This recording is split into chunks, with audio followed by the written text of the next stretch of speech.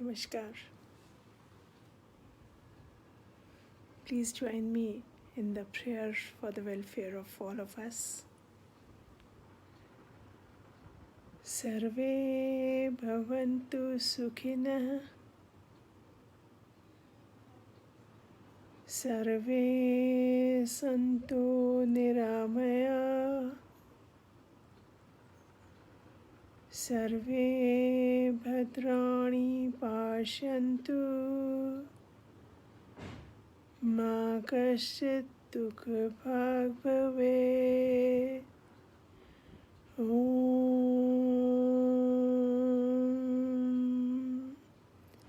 Shanti Shanti Shanti.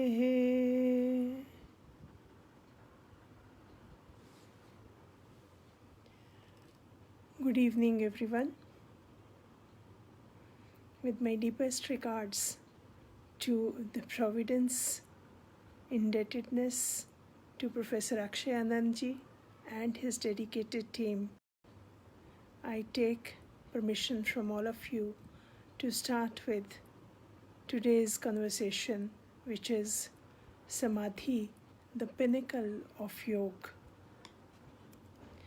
In fact, I'm considering myself like that fool who rushes in where angels fear to tread. To talk about Samadhi is, I feel, an utterly difficult task. But still, I'll make an effort to do so. Now, as far as Samadhi or the quest for Samadhi is concerned, it's born out of humans' insatiable thirst for seeking truth. Truth is what mankind has always been searching for since the time of the beginning of the mankind's history. And in Indian diaspora, the Vedantic thought has given us 4 Mahavakyas with the eternal realities of life, they being out of the 4 great Vedas, which are the most renowned scriptures of knowledge in the entire world, they being Tattvamsi, Aham Brahmasmi, Pragyanam Brahm, and I am Atma Brahm, meaning thereby that Tattvamsi, that thou art. That means that ultimate truth, which has no variations. Truth is always singular, stable. That truth thou art, Aham Brahmasmi. And it takes us to the realization that I am that Brahm, that ultimate reality. Pragyanam Brahm means that Brahm manifests itself in consciousness. And I am Atam Brahm means that the self is that Brahm or that ultimate truth. It has been this quest which has been taking us towards this quest is not limited just to Vedanta or Yoga or just Indian philosophy. It is a universal quest. For example, when Aristotle says that know thyself is the greatest education, then he is also harping around the same truth, the same quest, the quest to know as to what is the ultimate reality. So, truth realization about what?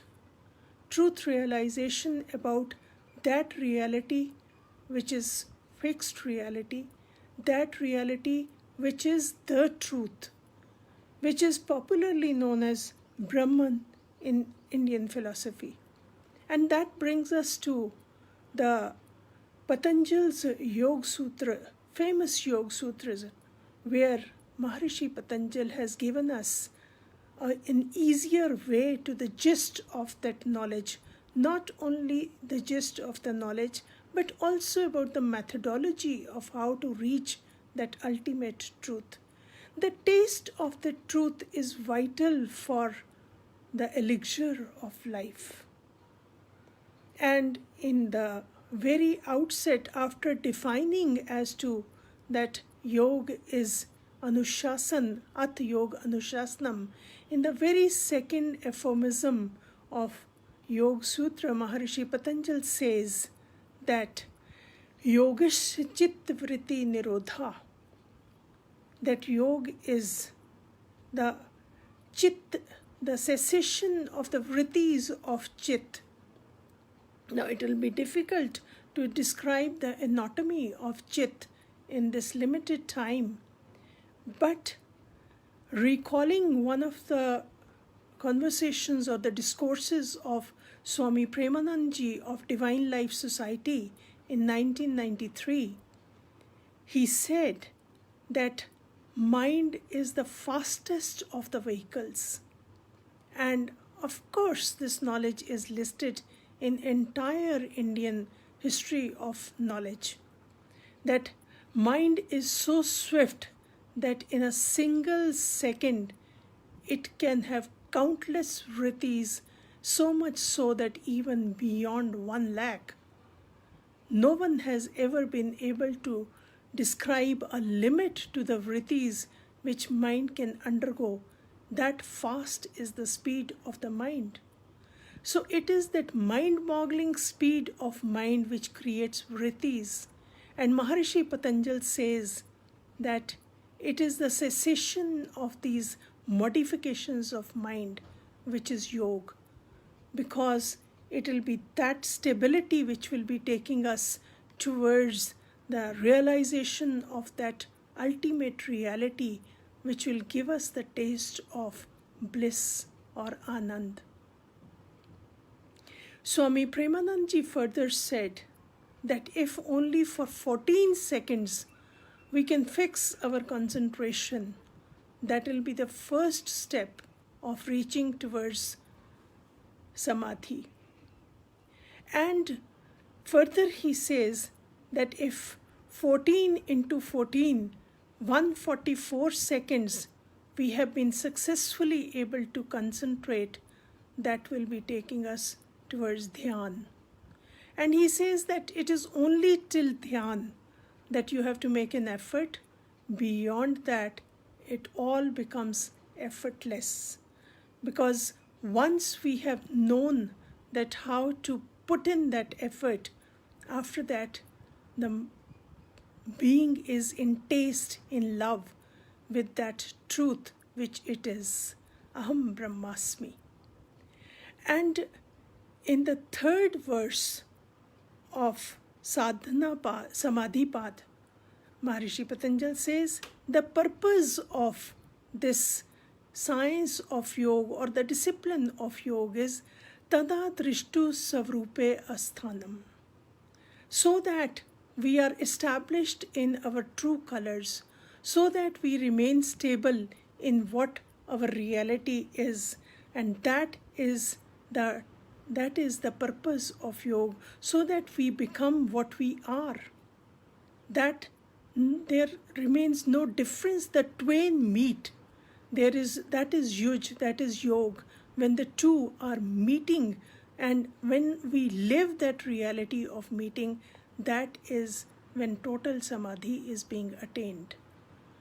Now this is not, as I said earlier, this is not just to Indian philosophy that we have been looking for this search for, or this quest for being one with the reality and living that reality. In the autobiography of His Holiness Dalai Lama Ji, he said that mind is like unbridled mind is like an elephant which can create a havoc. Therefore, there is a need to bind that mind so that no havoc is being created. And for that, as we beautifully experienced yesterday in the live telecast of His Holiness prayers, Shunya has to be created. Nothingness has to be created. and that nothingness will not come unless the mind is still. And it is into that nothingness that everything is born. J. Krishnamurti also, while talking about this state of samadhi, he said that you have to master the art of dying if you want to know the art of living. That is, you have to die to the past, you have to die to the moments which are past, and it is that mastery which is going to take us to the art of living, that is the realization of the ultimate truth. Swami Satyananda Ji Saraswati emphasized that Patanjali's Yoga Sutras are not just for the theoretical debates. They are the processes of living this ultimate reality.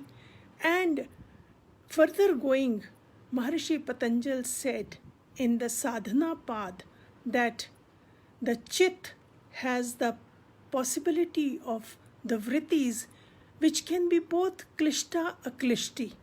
They can be comfort giving also, and they can be giving the pain also.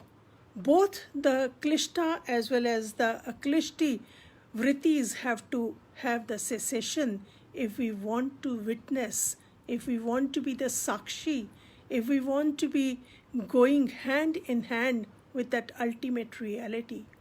And further, Maharishi Patanjali lists 5 categories of these countless vrittis, and he describes it in the 6th verse, saying that praman vipraya vikalp nidra samritya. These are the 5 categorizations of these vrittis which are countless in number. Praman means the right kind of knowledge. Vipraya means the wrong kind of knowledge. Vikalp means imagination. Nidra, as we all know, is sleep or the state of being in the sleep. And samritya is memory. So these 5 vrittis, these 5 are the kinds of vrittis into which mind can enter into countless number of vrittis in the fractions of seconds. And it is the cessation of these vrittis which is ultimately the task of yoga, so that in samadhi we realize the ultimate taste of our true realities or of our true colors. Now Maharishi Patanjali lists 9 antrayas, that is 9 hazards in the way to reaching this ultimate truth or this state of smadhisth avastha in which we are hand in hand with truth. These 9 antrayas, when Maharishi Patanjali lists, they are vyadhi, disease. Perhaps this is the time when we are passing through that torturous phase, but then we have to overcome these antrayas. Vyadhi, that is disease. Satyan, that is dullness. Samasya, that is doubt. Pramad, procrastination. Alasya, laziness. Avriti, craving for certain attainments. Bhranti darshan, erroneous perceptions. Alabdha bhumikatav, inability to grasp the finer realities. And last antraya, which Maharishi lists, is anavasti tattva, instability. So these are the 9 hazards which any sadhak will find in the way to reaching samadhi. 2.3 of Yoga Darshan lists Panch Kalesh.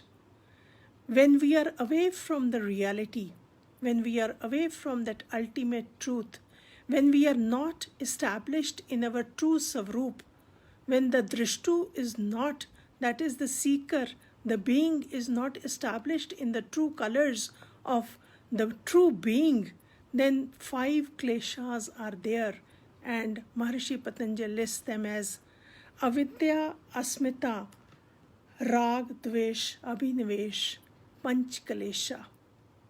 Avidya means ignorance, and ignorance, by the way, is supposed to be the birth giver of all the rest of the kaleshas. Avidya, asmita, ego-centeredness. Rag, liking. Dvesh, irsha or jealousy or unliking or disliking. And abhinivesh, the fear of getting extinguished, the fear of death. These are the 5 kleshas which once again are the hazards in the way to attainment of samadhi. Shri Aurobindo talks about the attainment of samadhi in a continuous process of evolution and involution. And he beautifully describes that in this journey of samadhi or journey towards madhyastha avastha, both evolution as well as involution, they play major roles. Evolution is when you have the desire, the strong urge to attain samadhi, and involution is when the higher forces, they have their meher upon you, that is the blessings, they are important. And Shri Aurobindo also says that it is the integral yoga, it is the Purana yoga which will take us towards the Madhyastha avastha. As I told you that, as I shared with you, that Maharishi Patanjali was not the only one who gave us the way to attainment of samadhi, but before that, in entire Vedantic knowledge also, we find the ways and means.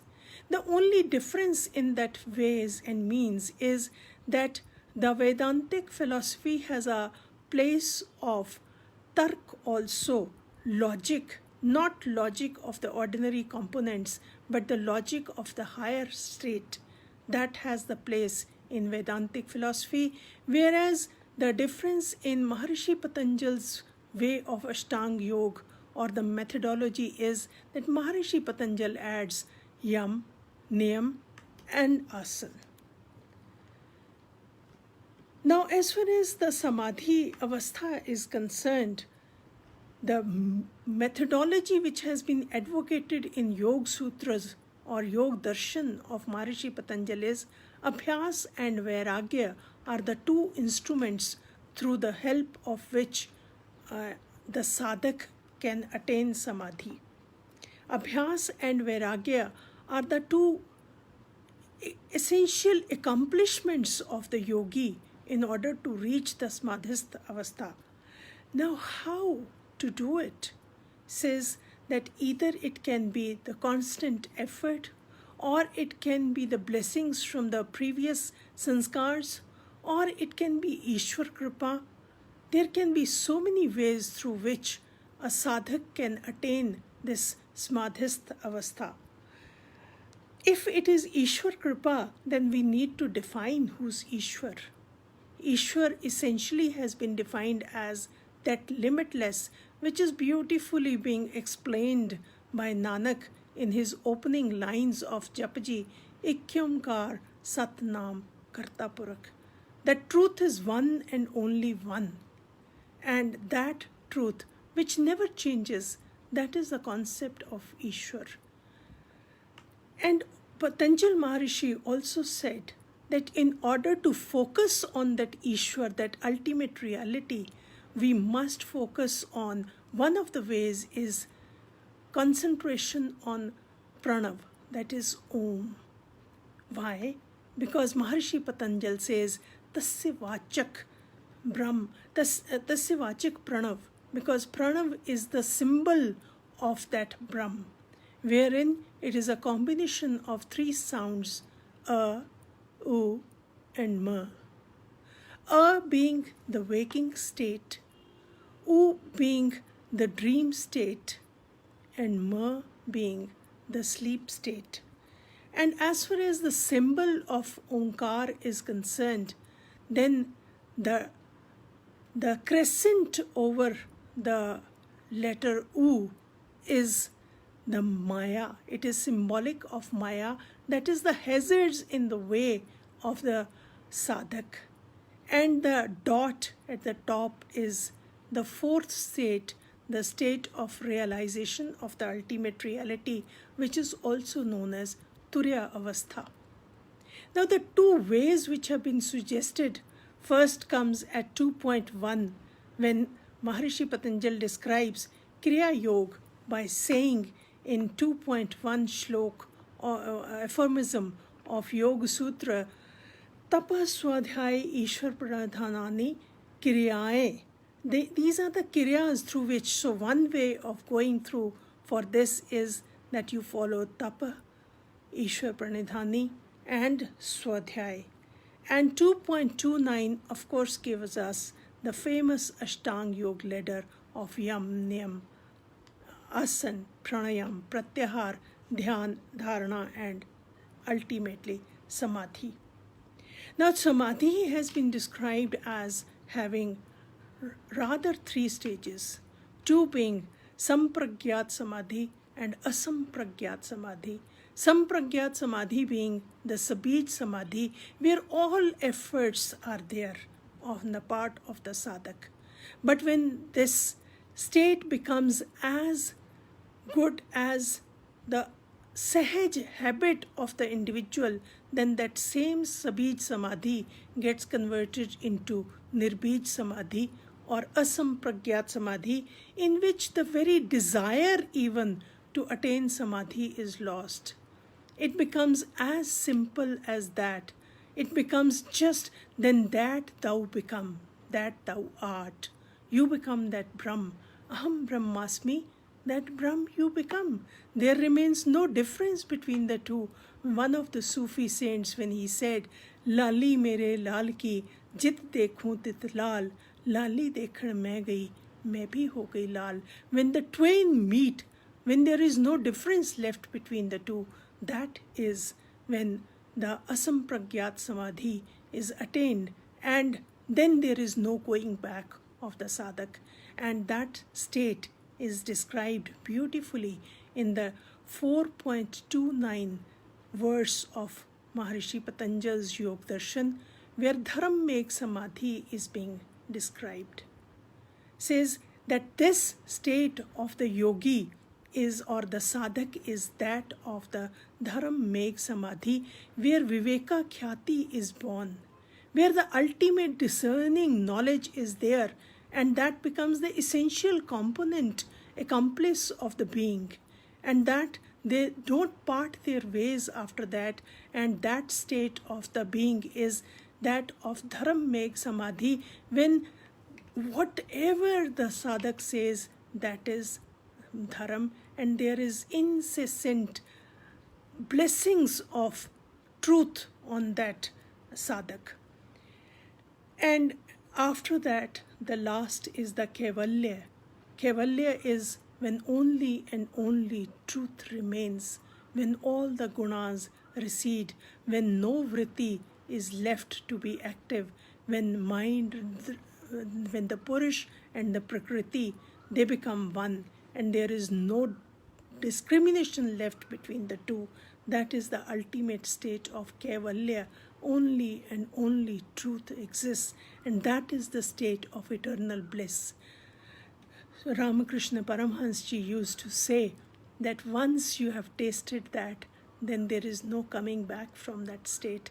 That is the state of bliss. And I am also, and then there are no efforts which are left. That just happens when Maharishi Patanjali discreetly mentions that you don't have to make a conscious effort for that. It is only prior to that that conscious efforts are to be there. After that, there is no effort. And I am often reminded of Virginia Woolf when she says that consciousness is just like matches struck in the darkness. And it is this quest which is there described in nutshell by Maharishi Patanjali. Of course, it's a long journey which has to be lived through. Again, galli jog na hui. So we have to live this state of samadhi. Sadhana and sadhana and sadhana is the only way for us lesser beings till we reach that state where bliss is the essential accomplishment and everyone seeks for this bliss. Hari Om Tat Sat. Thank you.